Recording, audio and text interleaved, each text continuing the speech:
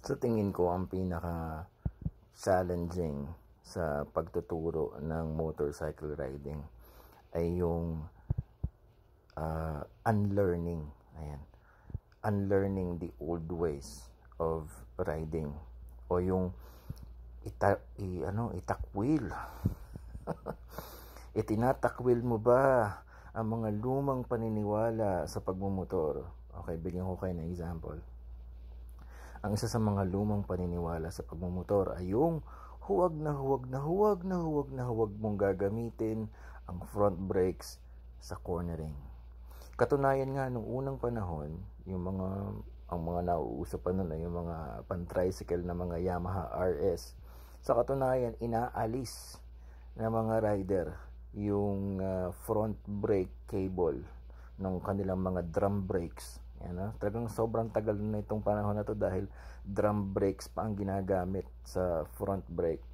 Inaalis nila yung mga brake cable at saka yung front brake lever para hindi na nila magamit. Ayan.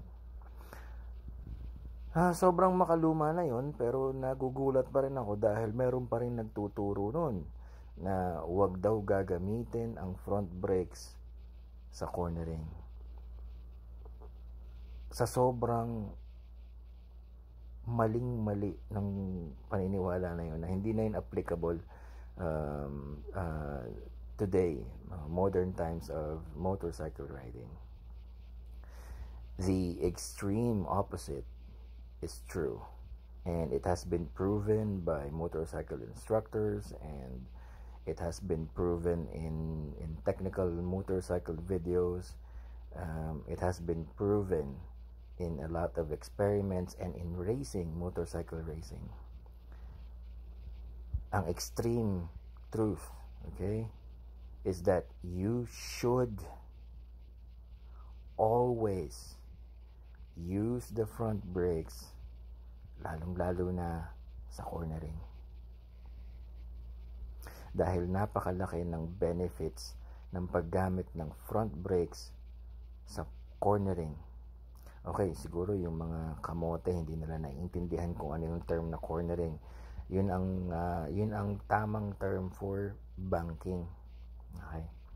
So yung cornering, napakaraming pwedeng pag-usapan sa cornering. And sa ngayon, ang binibigay ko lang na example is yung front brakes, kasi nga nung unang panahon, huwag daw gagamitin ang front brakes sa cornering dahil isesemplang ka lang yan. Sa tingin ko, ang naging basehan ng statement na yan ay yung dahil kapag ginamit mo ng mali yung front brakes, if you don't have the proper riding skills, talagang isesemplang ka ng front brakes. Itutumba ka talaga niyan. Ilalaglag ka niyan sa simento. Bubulaga ka na lang na kumakain ka na ng alikabok. Ginawa ng experiment yan ng Brake Magazine at saka ng iba pang mga motorcycle testers, mga matataas ang kredibilidad sa technical riding. If you are going to use the front brakes sa corners properly, okay, using proper riding skills, it will give you a better cornering experience. Now, merong mga techniques na tinatawag tulad ng trail braking, merong threshold braking, meron din namang point and shoot na tinatawag na cornering strategies. Marami pa. Pero ang bottom line niyan is napakalaki ng maidudulot na benefit ng front brakes sa cornering. Now, kulang ang oras dito sa TikTok para pag-usapan lahat yan.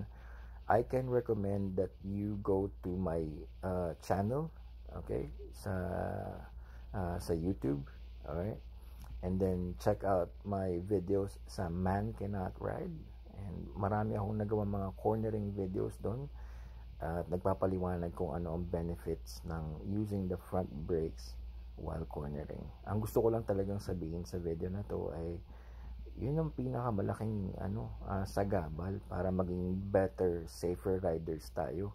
Kasi marami pa rin ang nagtuturo, marami pa rin ang naniniwala, marami pa rin ang tumatangkilik dun sa mga makalumang paniniwala na hindi na ngayon